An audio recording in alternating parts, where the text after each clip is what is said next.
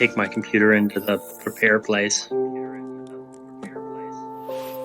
You would say that right as I hit the button. Hello and welcome to another exciting episode of Token Podcast. What, you thought we forgot about this? Hey, stop forgetting we have more than one show. Today I'm joined by he who hails from America, but secretly Britain. One Lord Ingling. Hi. How's it going?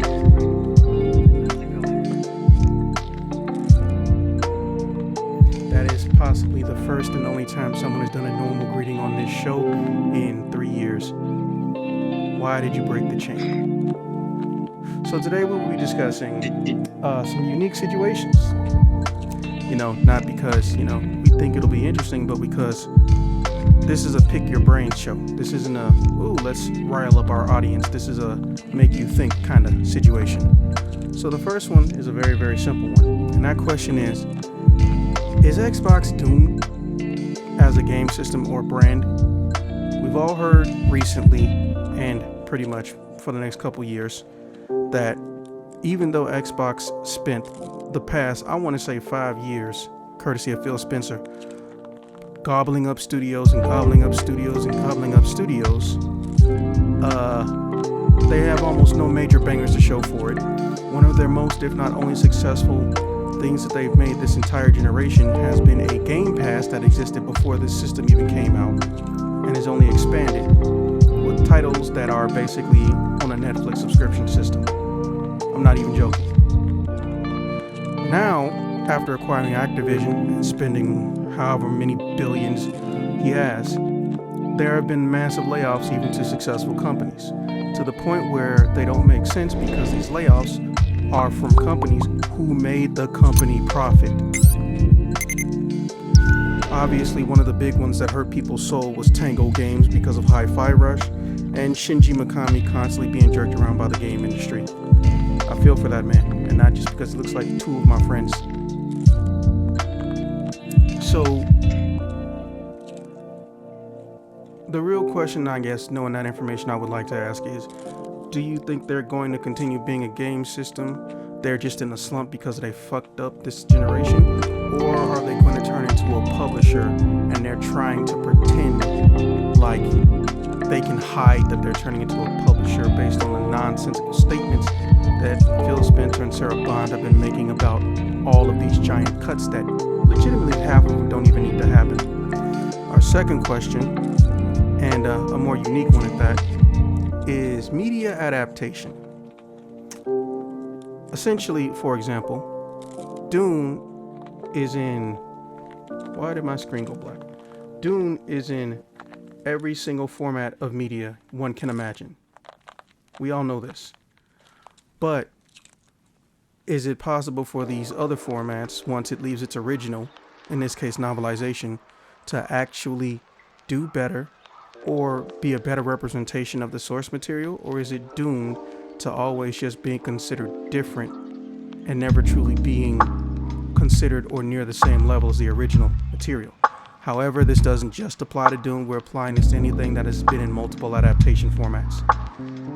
So if you know a book that's been turned into a game, comparison. If you know a game that's been turned into a book, comparison. You know album that's been turned into a movie, which I think that did happen once or twice. No, it happened at least 3 times.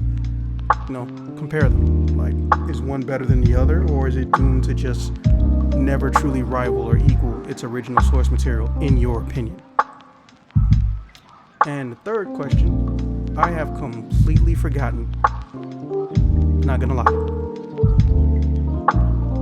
So I'll just stick to asking you, what do you think Nintendo needs to do with their new system now that we know it's coming to actually get you a purchase out of you? How's that sound?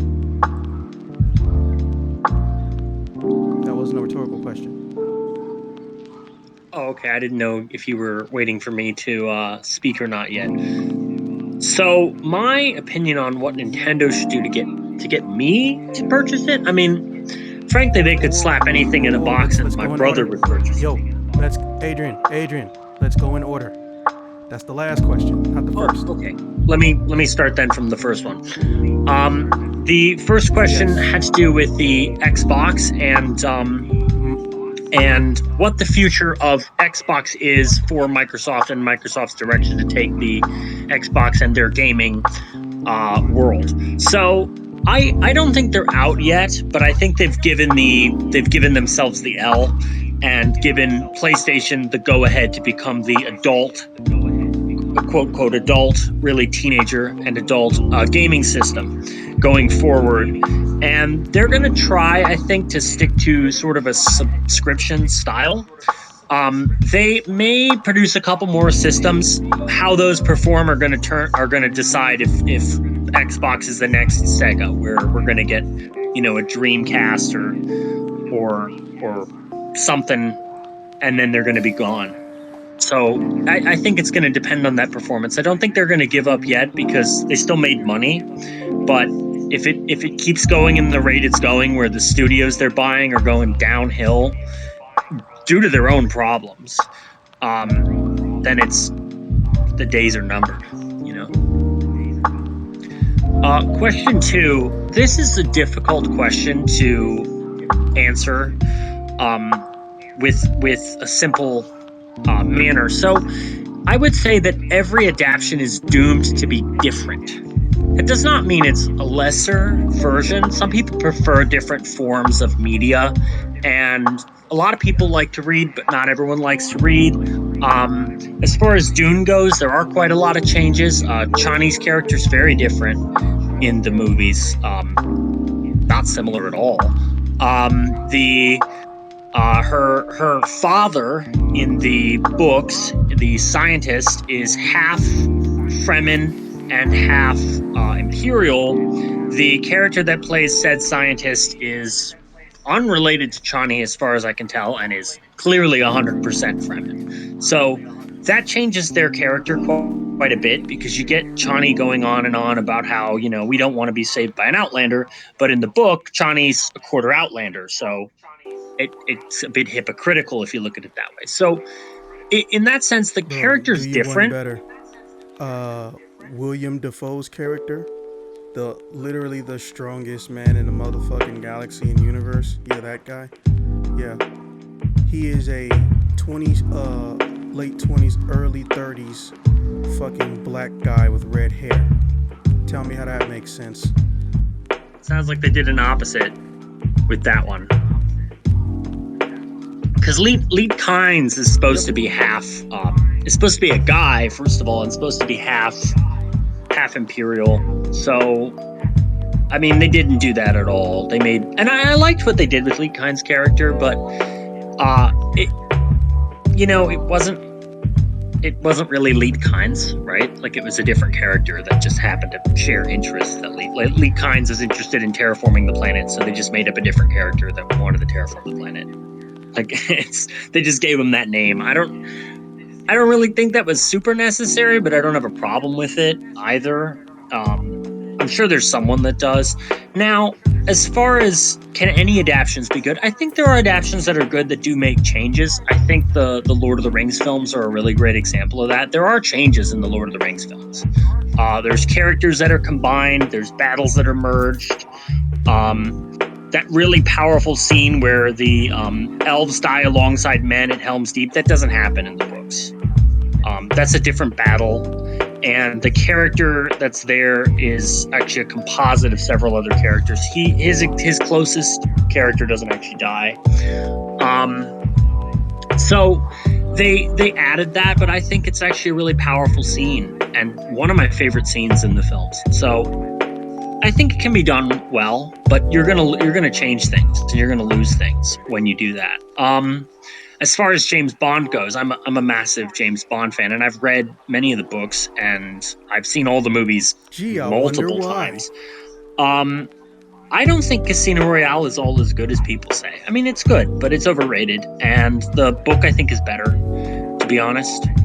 Um, the book is a little cheesy, but so is James Bond. That's part of the charm of the franchise. I think the movie takes itself a little too seriously, and the ending scene in Casino Royale, where she's running off with the money, and he's following her around Venice, trying to get her to answer questions. What is she doing? Is she stealing the money? That's not in the book at all. There's the money is given back to Felix Leiter instantly, and it's actually her sort of battling mentally with this hard decision of she's in love with Bond, but she's in love with her lover that's been held against her, like in a torture ransom type situation, and it becomes too much for her, and she kills herself.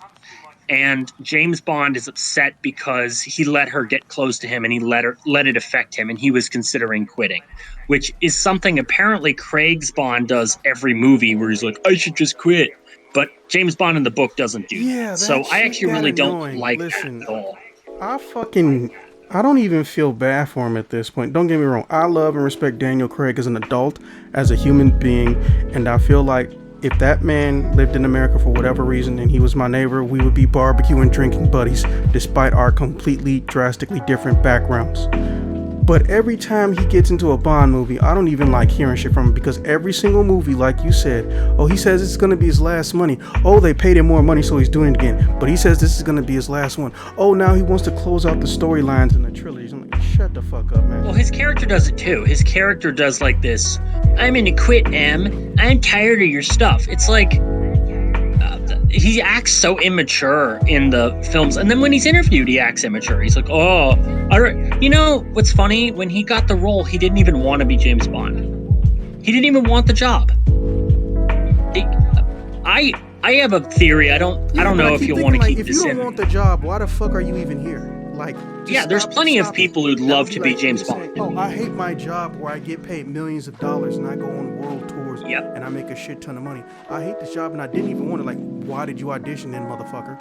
No, you can watch Barbara Broccoli be interviewed. There was a thing about, finding James Bond, and she talked about how he didn't want it, and she had to convince him to take it. I don't know if you want to leave this in, because we could do a whole segment on Bonds. I know all the Bond films. But I don't know if you want to leave this in. It might sound judgmental.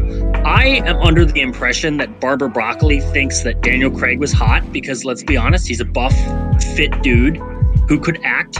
And she insisted that he take the role, not because he's a good James Bond, but because she really liked him as an actor and was simping. That's my opinion, because he didn't even want the job, and he doesn't look like James Bond. He's too beefy. He's not dark haired. There's that scene in the chase in Casino Royale, and it's a really nice chase scene. But you just see him push his body through a wall and keep chasing the guy. That's not James Bond. James Bond is smart, not beefcake. That's an Arnold Schwarzenegger movie, and I love Arnold Schwarzenegger movies, but that is not a James Bond movie. That's not how he's supposed to act. That's not how he's supposed to think. It's just not James Bond. It's not a very good casting. Again, we could do a whole entire episode about James Bond if you want to. But yeah, I guess technically we should stay on topic. We'll keep this in, but we'll just cut a James Bond talk. Yeah, maybe it can be a teaser for a potential. I could do a whole segment on every film. I've seen them all multiple times. But anyway, that's my opinion on that. Physical Blu-ray. Yeah, all right. Now, what does Nintendo's new system need to do to earn your dollar? Nice. I might about to sell me. What does Nintendo need to do to borrow your to get your dollar? Money, not borrow. Take. Well, I do like what they're doing, where they're offering a subscription service for their old games. I've always been kind of I love backwards compatibility, and it's been a sinking ship because discs are no longer the hot thing to use, and so it isn't really something they're going to use anymore. I was upset when the Wii U wasn't really backwards compatible, and it's you had the technology to do it, and the Xbox One wasn't, and the PS4 and 5 weren't, and that was very upsetting to me as a consumer, because I like to replace my system with a new system, and I don't want to lose access to the games I love and enjoy. I want to have that. I don't want to have 5 systems sitting there. And so that's really upsetting to me. In a very funny anecdote that's related, my PlayStation 3 was a first release. We got it the night it came out, and it stopped playing Blu-rays, which means it was a PlayStation 2 that was just bulky because it still played PS2 games, but it couldn't play PS3 games because it couldn't play Blu-rays. So I just have a horrible PS3 that is only a PS2. And it's so frustrating. So anyway, that fixed for cheap. It's expensive, and it's like a It's $100 $50. repair or something, because it's like a special part that they took out of the later ones. Anyway, I don't know. I could do it, but I just haven't had time. But it's still funny that it turned into a PS2. Anyway, I don't love. I don't really love the direction Nintendo's taken their controllers, but they've been taking it in a direction where they let you use any controller you like. I'm a GameCube controller guy. I never liked the Wii controller because the sensitivity on my television set, and I'm sure this is true for most people who had it, it would be like you'd move your Wii remote slightly and your thing would go all the way to the other side. And it's like, I stop it, It's so annoying. So I don't like Wii U controllers. I don't like Wii controllers. So in order to sell me on it, it first of all needs to have a controller that works.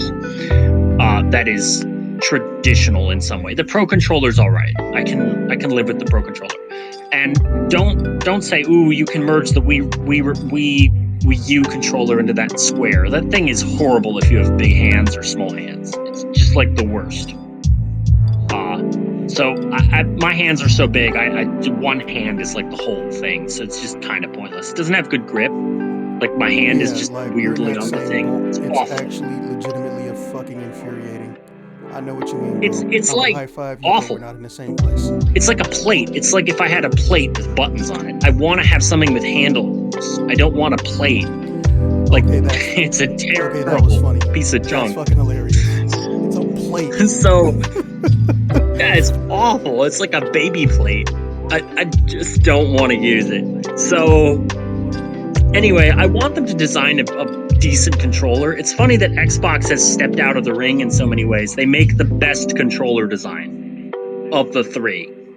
Fight me. It's clearly the best. The PlayStation ones get stuck all the time unless you want to pay for a custom one.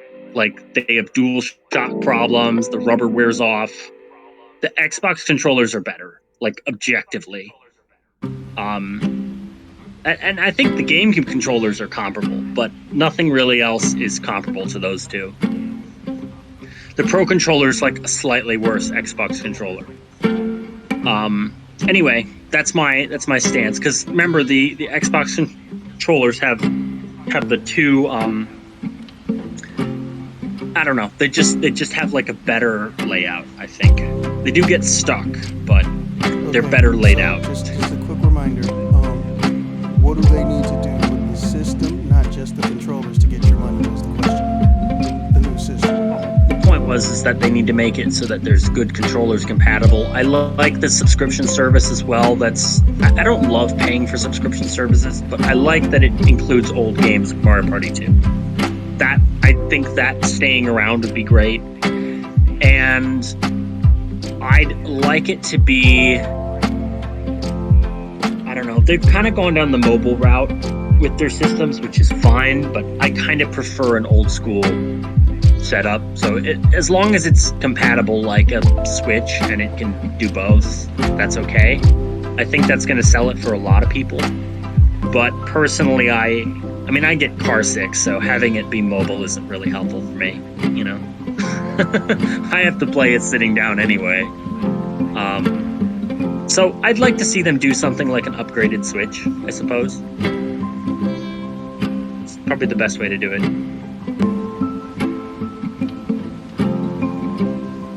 A Switch with better controllers that come with it. And I'm not saying this in like a mean way. That was the most wholesome answer I was never expecting from you. I thought you was gonna go into some technical shit, not gonna lie. Okay, well I guess it's my turn. You go to voice activity. I'll start. Order Sure, I'll go into my thing. Where is it? Yeah, push to talk for you. Okay, so first question. Do I think the doom of Valeria has finally fallen on House Xbox? Yes and no. Yes, it has, but no, they will not admit it. Because if they admit it, that means Phil Spencer is going to get paid less money, and he's going to be out of a job with a massive severance package. Let's not fucking lie. He's going to have a massive severance package. Here's where I think the fuck up was. Phil Spencer. Now, I know he likes to pretend that he's good at all these things and that he actually respects the gaming genre and there's no council war and all that other ignorant shit that they did, but there obviously is, because it doesn't matter what the CEOs say on a generic corporate fucking game award show that holds no title and merit to most people. People just come to see previews. But it's because actions speak louder than words. This man spent close to half a year trying to acquire Activision.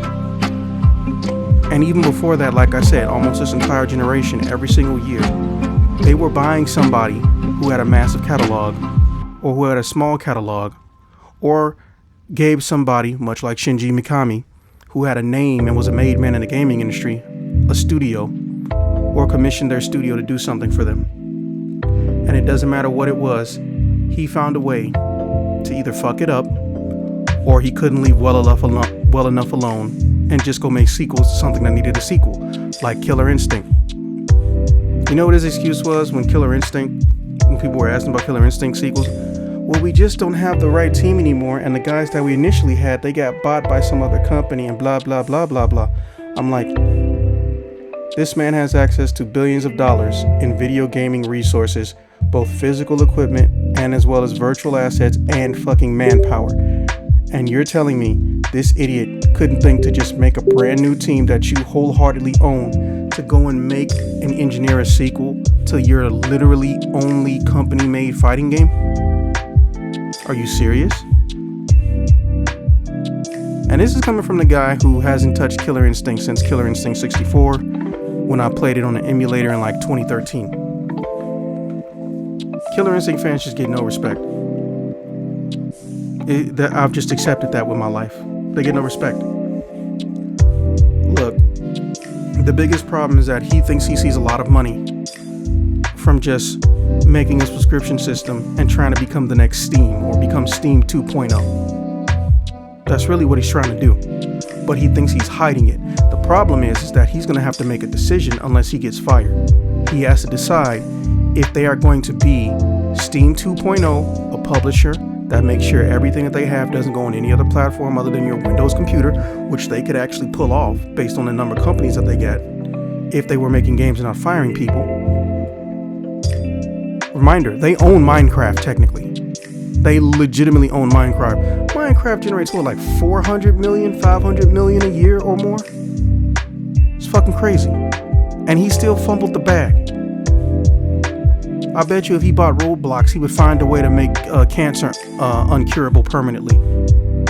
Or make a new version of COVID. He just finds a way to take the things he didn't fuck up and fuck them up.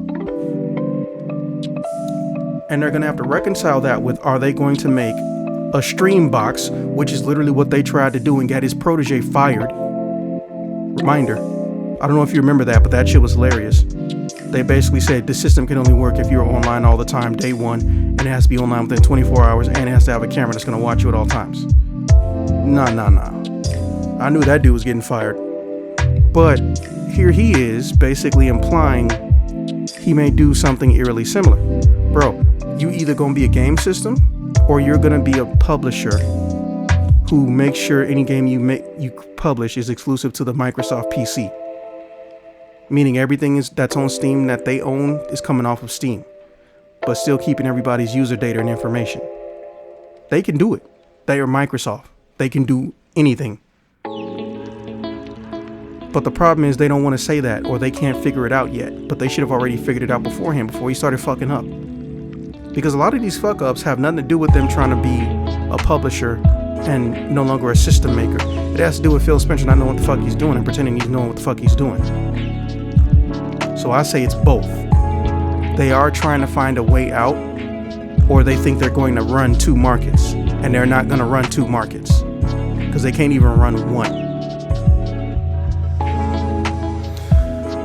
Now, on to the second question. I'm a little bit torn with adaptations because, well, one of my backgrounds is media adaptation, like as a profession. Doesn't matter if I'm directly involved or you want me to build your team so you can do it, you just gonna give me my motherfucking 1%. So I'm a little bit more connected if that even means anything, than the average person. So the way I'm looking at it, I feel like we're at a point where we've run out of excuses to not make things one-to-one, but we still make excuses. Now, bringing up Dune again, because Dune is the shit. And at the time of this recording, Dune 2, I think, just got into physical media and on streaming services. That whole entire book series is based off of Russians' interactions with the Middle Eastern people and various other places who were coming into the Middle East, saw that they had massive wealth, worth more money than the world has. And I mean that in a literal sense, not metaphorical. People don't realize it. I think you do, but oil collectively has more wealth and value than the world has money, which means we obviously overvalue the shit. I think it's at 140 trillion or something right now, last I checked. But anyways, the directors said in an interview some time ago, he knew they were never going to let him do Arabics or, a bunch of Middle Eastern people directly. So he did the next best thing. He just went and tried to keep the story as faithful to the original, but he did not change how the characters act. I was like, yeah, that is the next best thing. Because I think you, I, and a select few people live in the real world with Hollywood. And even though we don't like a lot of the shit that they do that's disrespectful, on some level, unfortunately, because we're adults, we understand it. If you want to make a movie where all the characters look accurate to whatever comic book or artwork or original person is based off on, that movie's probably not going to get greenlit if none of the characters are played by famous people. If you tried to make a movie right now in Hollywood where literally no famous person was attached to it and have it get national attention, it better be a fucking documentary. Because that's the only way it's going to happen. Now, you can say it's the studio's fault, but guess what? If the studio has to make money, not all the money, but some money to make profit, and literally nobody goes and sees the movie because no one famous was in it, even if it's a good movie, do you want to make that type of movie again? Remember, you're a studio. Almost every single studio employs a minimum of like 8,000 people. And I think it's so lame that we're too dependent on famous people to sell good movies. Because here's something weird, now that you brought that up, Ingling, in the comment section. That doesn't apply to any other media. You can make one of the best songs of the year or of a decade, and no one can know what you look like. Daft Punk. You can make one of the best books in the world and no one can know what you look like until you're damn near 80 years old and you get a TV show. George R.R. Martin. Most of his fans don't know what he looked like. And if you go to his website, I don't even think they have a picture of him up. Or you could be a very established franchise and a recognizable brand and character like Super Mario. But for some reason they decide Chris Pratt plays Mario. Most people didn't even know Chris Pratt was Italian. Actually, I'm still gonna look that up later. I don't think he actually is Italian. But my point is that it's almost not their fault because we as consumers do that to them. But then when you get into stuff like A24, which bucks that trend somewhat, A24 is very good at finding people who are barely noticed in the movie world, or they're an up-and-comer, meaning they haven't broken into true stardom and fame. Almost everybody Marvel's been picking up came from A24 films, or they did A24 films at some point. A24 is basically the HBO of movie production studios, but they have a way smaller budget, and they still make some of the best films that have come out in the past 20 years, which is basically as long as the company's been around. It's crazy to think that they can do that. So I understand it on so many levels, but getting back on track on how I feel about these adaptations, I'm gonna say it to you like this. It is no one's fault when an adaptation doesn't meet an expectation that the people who made it can't read the mind of. You cannot read the mind of every single fan. You cannot please every single person. But you need to have restrictions and guidelines on what you can and can't do to show you respect the property. That's why I will always respect and feel bad for This dude's name plays Superman in The Witcher. Fuck, what was his name? Henry Cavill. Henry Cavill has loved and respected a lot of media and ended up in projects where they start off pretending to respect the property and then they leave. So he puts it in his contract, if you stop respecting the property or I feel like you are not being faithful, I get to leave. And then a writer left too? Bro. And now it's happening all over again with Warhammer, which he was born into Warhammer. He's been playing Warhammer since he was 10. Dude's damn near 50. Or, mid 40s, I should say. I think he's almost in his mid 40s. Look, media adaptations, in my opinion, and I don't want to make people feel like what they do is a lesser value once it leaves the original format. Media adaptations have to do two things to maintain the illusion of respect. They have to properly respect and pay homage to the source material. And they have to make sure that the characters speak and act the way they would be expected to from the original author or writer. I understand that some writers and authors can be pains in the ass. In particular, ironically, the guy who made The Witcher, whose name I'm not going to say on purpose, for example. But also you have the opposite situation where you get X-Men live action movies where you can put people on this shit who pretend to respect the characters, don't know shit, and like we mentioned in the previous video that's probably going to go up before this one, they seem to like killing the black characters with abilities, with their own abilities. The actual audacity. Basically, if you're not Storm, you're probably going to die.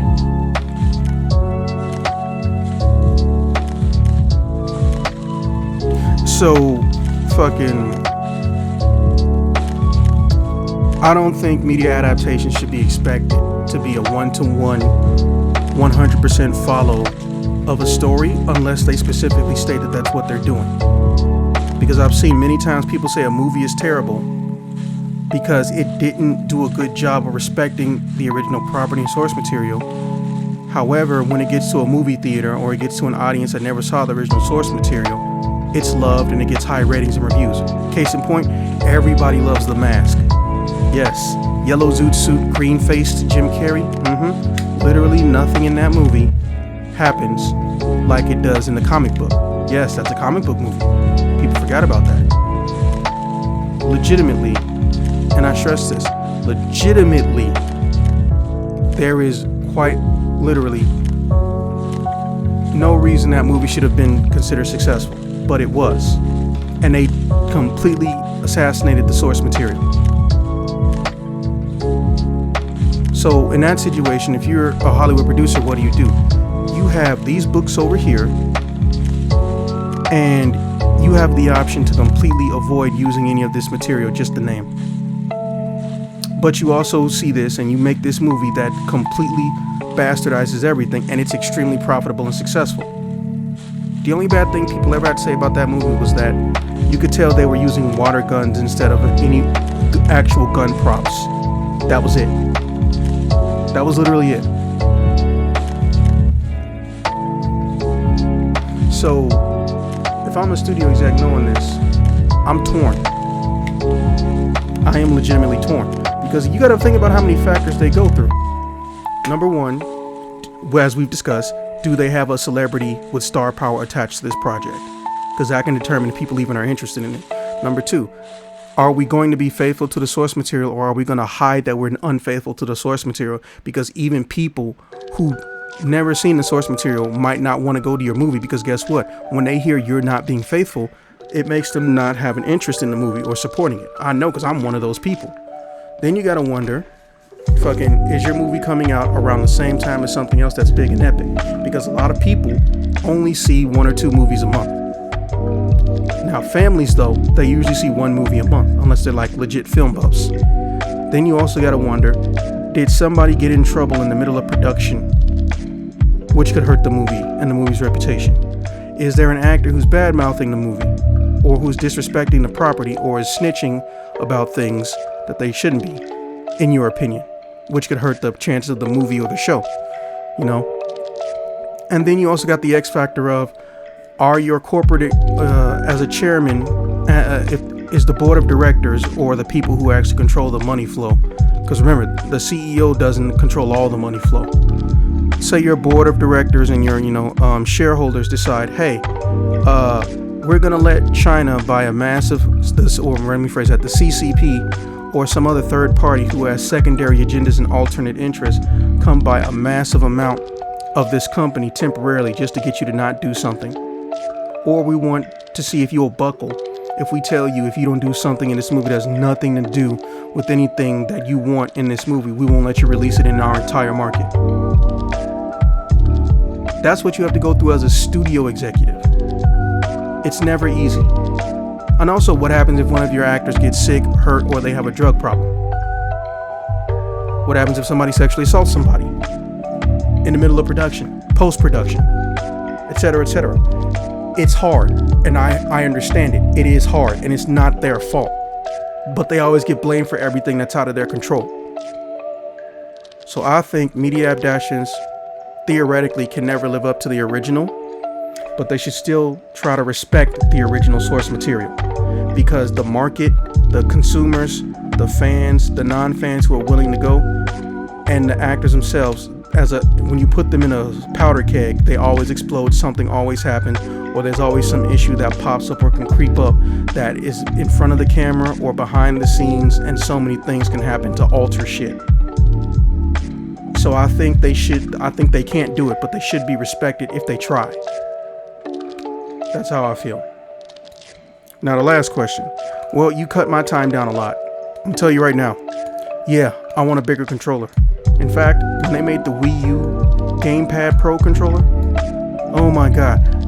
I literally was talking to Nintendo on social media, begging them, please, when you make a new system, please let us use the Wii U Pro controller still. They said, nah, fuck that guy. We gonna make the GameCube controller still usable. Don't hate the damn GameCube controller, just to be clear. I want to point that out. But bro, I want dual screens. Okay? I want a dual screen capability. In fact, I would like it if instead of a touch screen in the middle of my controller, if I can have a screen like on the Dreamcast, obviously a lot more up to date. If I could have a screen, or if there's the option for a game developer to initiate dual screen, where I have the option of holding the game system in my hand while it's wirely attached to the dock, which has its own HDMI port that can go into a TV and shit, and I can play the game, but I have the option of moving things onto the screen on the controller. That would be great. As well as having, as you mentioned, more ergonomic and bigger size controllers, because the shit they doing now is bullshit. Especially with stick drift. All these companies could have avoided stick drift, but they chose not to.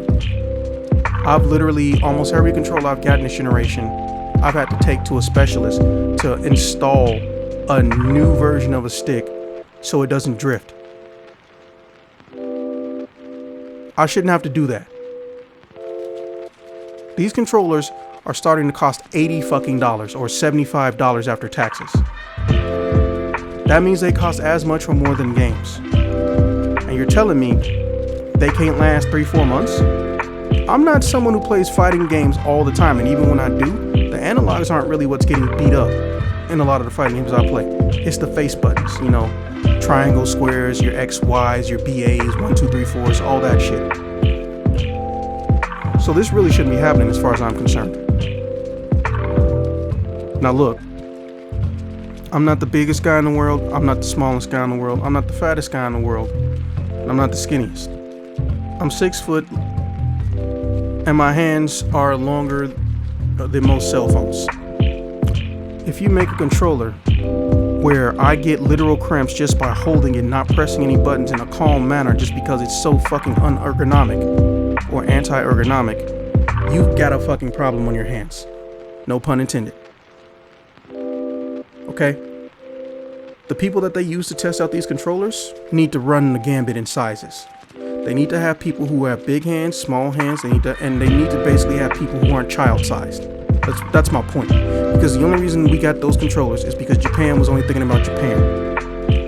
Which is stupid. And no, I'm not saying Japanese people are stupid. That would be racist. I'm saying that doing that is stupid for your development for one simple reason. Your product and the reason your company is so profitable is because of your sales collectively overseas. So if you have a product that's meant for multiple markets, why are you making the devices that control the product for one fucking market? They are too small in almost every single market. It's not an American problem. It's a everybody but Japan problem. Also, I want the ability to, well, they said they're going to continue to use cartridges. So that's fine. I feel like, well, I shouldn't have to say this, but given how shit works in the game industry, I'm going to say it. I want that cartridge system to still be able to use my Nintendo Switch cartridge games, okay?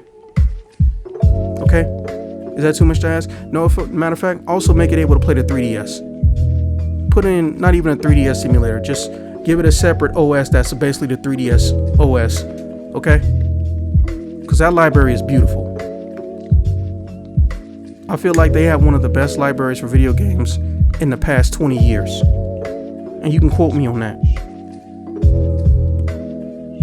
Oh, and you don't have to do 4K resolution. I'm not attached to that.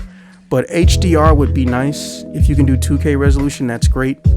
Also, I want to be able to wirelessly link up and play with my friends without going and putting in a 15-digit code and having an internet connection. Just do NFC or Bluetooth, please. As long as we stay within like maybe 10, 15 feet of each other, we can play wirelessly with each other on our systems. It shouldn't be as complicated as it is. See, is there anything I'm missing?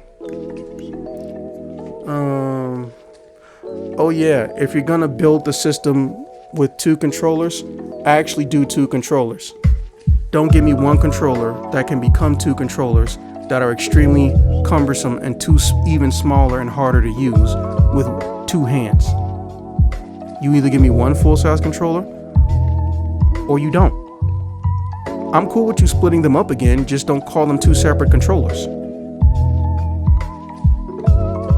Trying to think, is there anything else?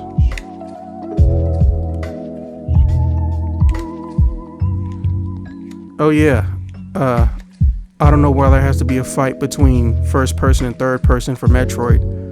I would like it if the Metroid games had both. There's no reason you can't do third person and first person. So yeah, that's it for me.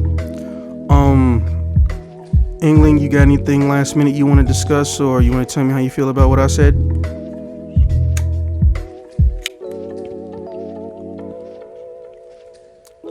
You can come off push to talk, bro. Yes, I had to switch it. Yeah, I agree with your point on sort of the Mario stuff. Especially with the rising price of the controllers, it's ridiculous to assume that half a controller is a controller. Another thing with that, I don't want the games like Mario Party to require you to use those junky controllers. Can we at least get the new games to work with the GameCube and Pro controllers? I don't like these games where it's like you have to use the half a controller thing. I get some people, young people, grew up now with this half controller thing, and they're gonna want that, and Nintendo's obviously gonna do them a solid. I'm okay with them having their slice of cake, but I don't want to have to adapt to their method because it's just worse. It's objectively worse if you have large hands. My hand is so big that I could fold it over completely on one of those controllers and probably crush it if I wanted to. Like, it's just not built for that. And it's also weird. I don't want to hold a controller with one hand and use it to turn and push 4 buttons and whatever. It's just not a good method. Like, I just want to comfortably have the controller in both my hands. It's not like I need to be texting while I'm playing the game. You know, I don't need another hand open to do nothing. I just like how you won't let this shit go. I'm not even mad. Like I said, I'm in the same boat, but I didn't know you were this pissed about it. Personally, I don't know about you, but bro, they announced like day 0 that they would have a limited edition Super Smash Bros. Controller for the Switch. I have literally used that controller 90% of all my Switch time. Yeah, but like then it's like Like I'm not Mario fucking Party. with It's like everybody has to take half a controller to play the mini games, and it's like, no, I don't want to do that. Just let me do like don't even provide those piece of junk half controllers. Give someone a pro controller as the default controller with the system, and then if you really want a pro control, a Switch controller, you can go buy that thing separately. The good controller should be the default, not the bad. The default should be something that's comfortable for the most amount of people, not something that's comfortable for like 8 to 10. I don't want the 8 to 10 controller to be the standard. Everybody loves the GameCube controller. Everybody loves the Pro controller. There's simple designs that work in everybody's hands. Japanese, child, I don't know, Mongolia, Kenya, America. Let's just make it the controller that everybody likes. We don't need the junky half a controller. Why would you want a controller that looks nothing like PlayStation and Xbox? Like we want something that works for everybody. I don't understand why you would like make it objectively worse. It's not like we have different cell phone shapes for the different companies. It's not like Apple and Android are vastly different shapes and you've got to break your iPhone in half and use half of it to text and the other half to make phone calls. Nobody would want that. You'd lose the thing.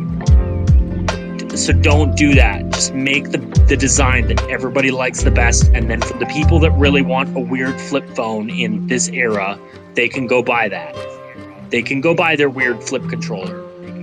I don't want that to be the default. Oh my god, you will not let it go. I'm not I'm even mad. It's pissed. funny. Anyway, I'm like tired of it. You have no idea how many times it's been like I've been at someone's house and they've been like, "We have 4 of these piece of junk controllers and 1 pro controller, but since I'm the host, I'm going to use the good one." And it's like I can't even play this game. Like I'm just going to have a crap time. I just, don't make that the default. Make the better controller the default. Preaching to the choir, man. Anyway, now that I'm done with that, let's talk about this celebrity thing. Unless you got more to add. Yeah, it's not their fault. Technically, it's not their fault. I mean, it is, but they chose the design. They knew what they were doing. They knew what they were doing. They were like, ooh, let's look different than everyone else because that makes us special. No, it makes you objectively worse. It doesn't make you special.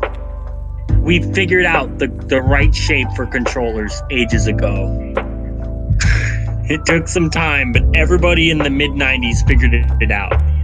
I thought you said we were talking about the movie thing. Oh, the movie thing, yes. Okay, I misunderstood you. I also think that's their fault. I think that I think that it's their fault, but now it's not their fault. Like they created this idea that every single main character needs to be some famous actor. And it's like, no, they don't. If you had made the Mario Bros. Movie just random people that sound like Mario and Luigi in the games, nobody would have not seen it because of that. Nobody went out and saw Mario Bros. Because Chris Pratt was in it, except maybe one person. Like I don't for a second believe that little kids that like Mario and let's face it, 20-year-old people that love Mario we're going to be like, I'm not going to see it because it doesn't have Chris Pratt in it. No, nobody cared. He doesn't even sound like Mario. And come on, Seth Rogen, really?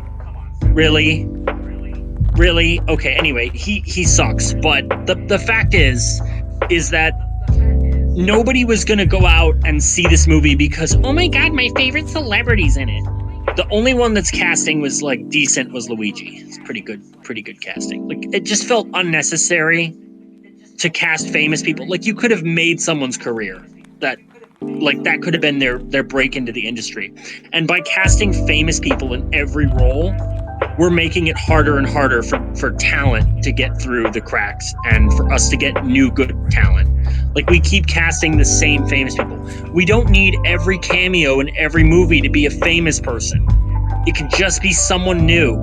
That's how we used to do movies. Did you know that the first Star Wars movie in 1977, who was the top actor? It was Alec Guinness, the guy who played Obi-Wan. Yeah, Han Solo, yeah. Harrison Ford, I don't new even think he actor. was in Carrie Fisher, the new actor. Yep. And the next most famous was the yeah. was Tarkin. You know, so you know, and then Luke Skywalker. Mark Hamill, new actor. I mean, maybe they had like tiny roles where nobody has ever watched them and they were basically new to the industry. They made three careers there. Who can name three more iconic actors in one film debuting at one time? I mean, we've got literally the Joker and Indiana Jones.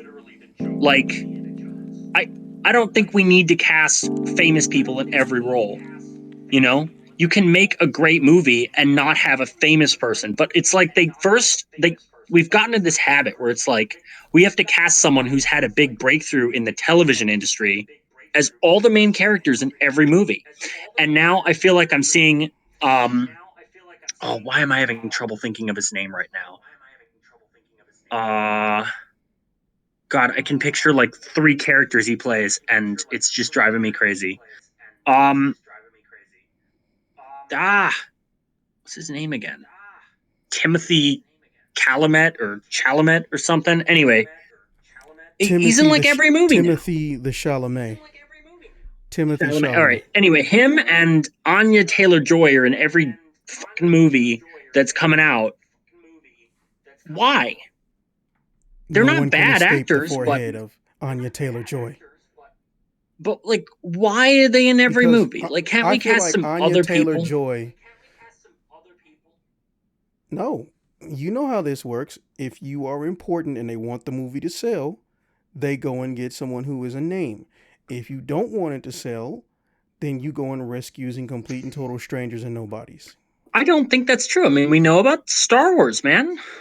Look what Yeah, but 1977. that's the 70s. That's You 1977. mean back when That's before movies we were were good? both born. Okay, We're well, talking about. yeah, Oh wow, I wasn't going there. I'm just saying we're in it's true. 2024. You have to It's go by so true, though. I 2024. mean, dude, look, Disney has just remade the same Hey, animated movies in live A24, action.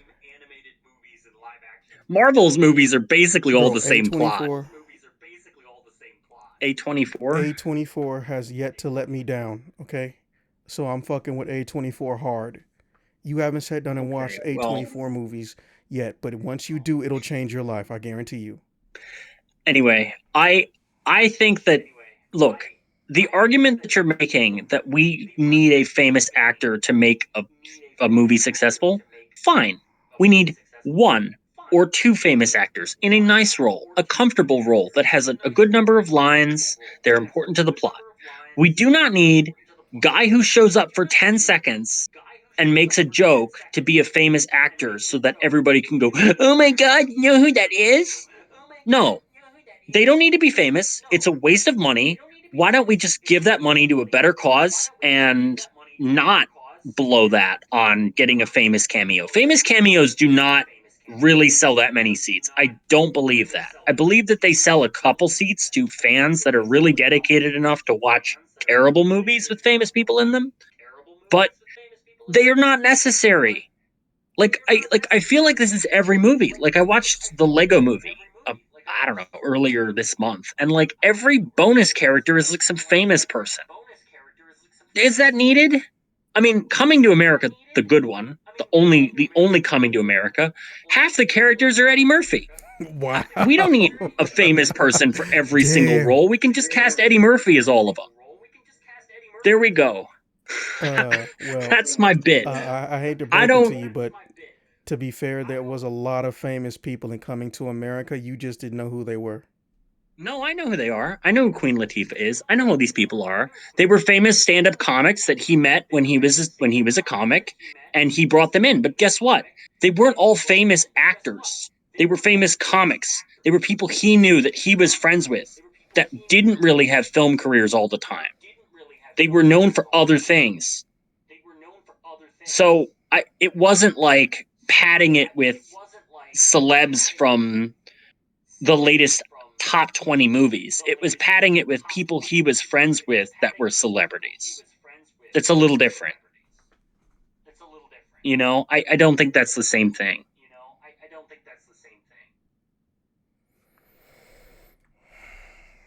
Samuel L. I mean, Jackson the was only never a comedian, for the record. Yeah, Samuel Jackson. I was gonna say Samuel Jackson and Arsenio Hall are the only two in there that are not basically from that world. Like the guy, I don't know his name, but the guy who's like, I started washing the lettuce, and now I'm making the big bucks. That's a stand-up comic. The woman who's like, why don't you ask for a cool million? That's a stand-up comic. The two dudes in Trading Places are both comics. Like, they're not famous actors, they're stand-up comics. So, they're really only known for those movies. I I don't know what to say other than that. Like, sure, you can point out Samuel Jackson, and Samuel Jackson and Arsenio Hall and Eddie Murphy are the only three actors that anybody's going to recognize that's not into really like 80s and 70s stand-up comics. Like, I don't consider that a super padded cast. That isn't like watching the newest Star Wars movie where every side character is some famous person shoved into the movie. I don't know. I feel like Marvel is to blame, or ensemble casting. One of them is to blame. Okay, look. Let's not blame Marvel. You weren't here for that conversation. I kind of wish you was, but listen, a lot of shit Marvel Marvel gets has a blamed lot of for, famous people characters just that have their own assume. movies. Yes, but what I'm saying It's not is that unjustified for Marvel is Marvel, not but actually it started a trend. Yes, but here's what I'm telling you is that you can't blame Marvel for people who do shit and try to imitate or mimic them. You can't blame Marvel for shitty DC movies because Marvel didn't tell DC, hey, you have to do live action movies, etc., etc. And a lot of people keep saying, oh, well, Marvel fucked up the entire movie industry. No, the fuck it didn't. First off, Marvel releases 3 or less movies a year. There are close to 200 movies that get released in theaters every single year. That means they make up less than 1% of the movie market. But everyone will say every bad thing that happens in movies is because of Marvel. That shit gets on my nerves. I think that And you know I'm I don't right. think it's Marvel's fault. I think it's Marvel's popularity and the uncreativity and unwillingness to take risks that Hollywood has been stuck in that meant they copied Marvel. I don't know if it's necessarily Marvel's fault that they were copied, but they definitely set the trend that was copied. If that makes sense, that's the amount of blame I would lay at their door. Is that Yes. you guys started Yeah, something I that get what got you're copied. saying. It's not like No, they're, no, oh, you're I get what you're personally saying. responsible for the destruction. It's the copycats who are responsible. But they started the trend that became the copycatting. Especially like the heavy action No, I get stuff. what you're And the saying. ensemble casts are older than Marvel, but they definitely were becoming popular before Marvel. I think that ensemble casting probably started in television in the more recent era, and then it switched to Marvel after. Like, people liked these multiple plot lines running and these different characters having, like, that was sort of a early 2000s thing. And I think Marvel borrowed on that, and then that became big in movies after Marvel. But even Lord of the Rings is like ensemble-ish, in a way. So I wouldn't say it's a Marvel's fault there. I mean, that's a good movie that happens to do that. But most of the actors in Lord of the Rings weren't super well known, with the exception of the helpers like Gimli, Legolas, Aragorn, and Boromir. You think about, like, the hobbits weren't particularly famous actors. Sure, the wizards were famous, but like Elijah Wood wasn't like a super big name. They didn't need to cast all famous people. So I respect that. I like the mixture better. They made that person a household name. Yeah, like the minute Lord of the Rings got finished, there wasn't someone who tried to immediately emulate and duplicate Lord of the Rings. We all know that Harry initially it Potter. was I mean, supposed to what? have been a Song of Ice and Fire. Okay, Mm-hmm. so after Lord of the Rings, A Song of Ice and Fire was supposed to be next on the list. George R. R. Martin has always turned that stuff down because he knows that they can't do his shit justice in a singular movie or even in a trilogy, right? But he respects people for trying.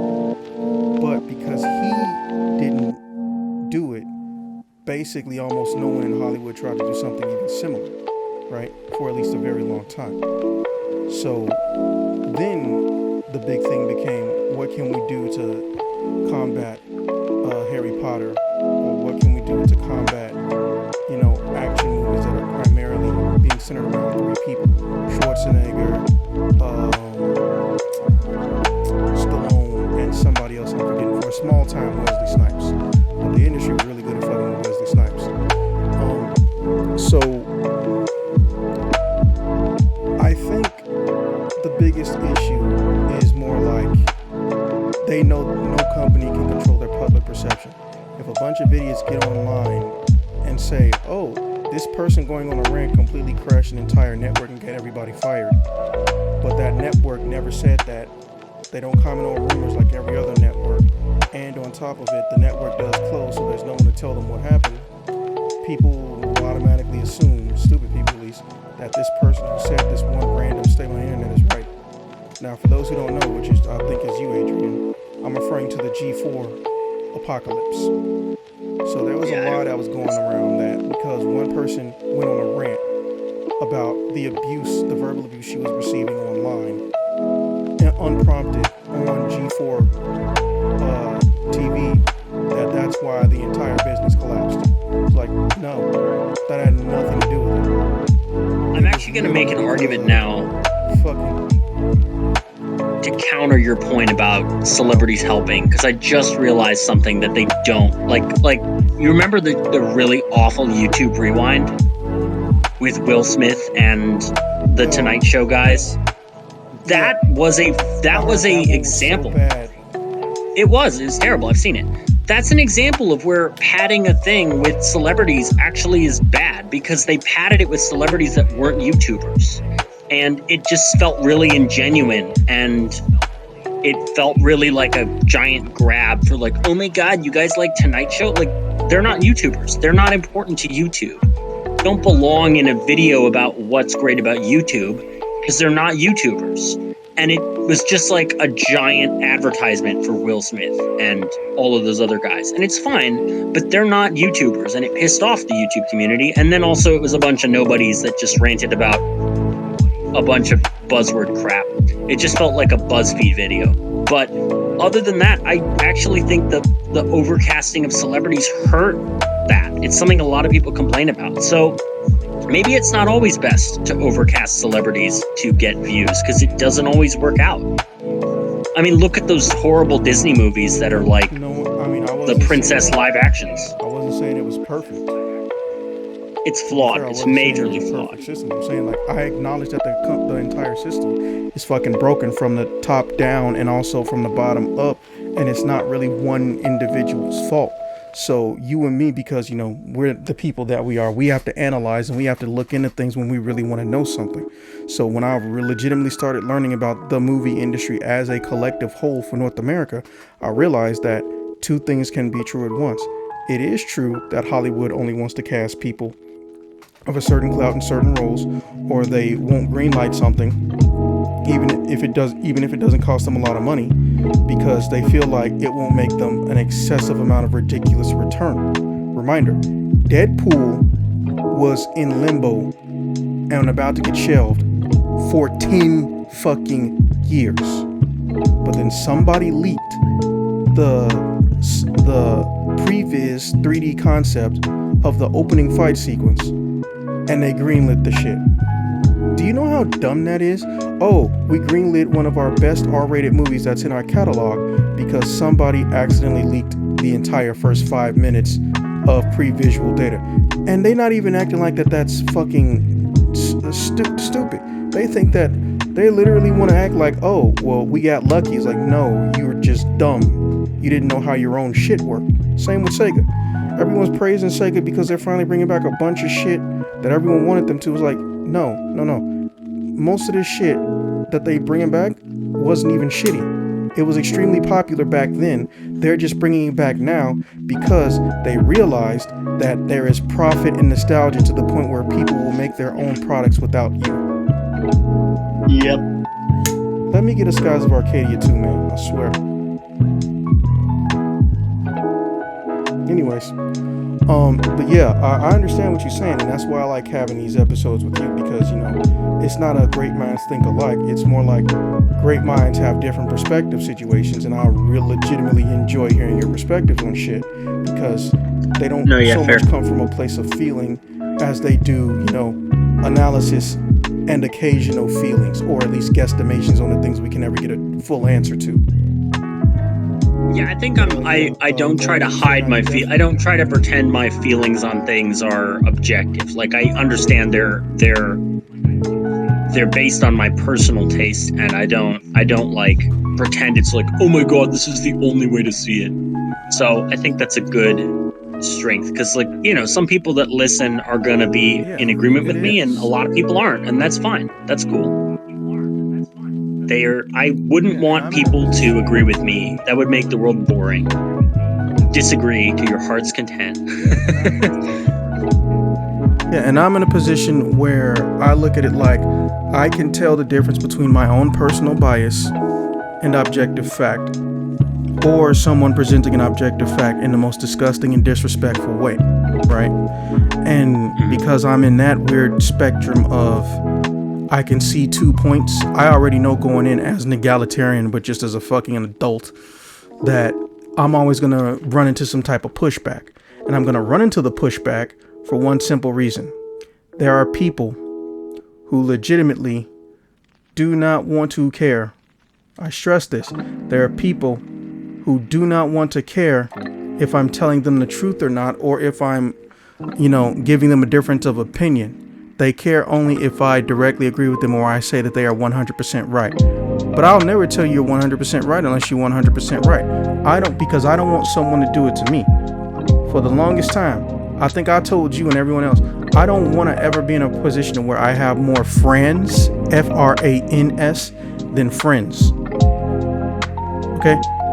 I Mm. don't need no big ass support system full of phonies or people who will kiss my ass and say yes to anything I say. Okay? Yep. I need people I need a billion Adrians essentially. I need people in the same breath who will go and make jokes with me, have fun, not be a stick in the mud. And in the same breath, I also need people who will tell me, bro, this is absolutely objectively stupid. You know better than to do this. Why are you trying to hurt yourself or some other thing? I need both of those, but I know there are many people who will say that they will do that to my face, but when the time comes, they won't. However, I'm also not putting myself in that kind of position that often, if at all. So, you know, it goes without saying, but I'm gonna just say it for the record, and it'll be preserved on YouTube.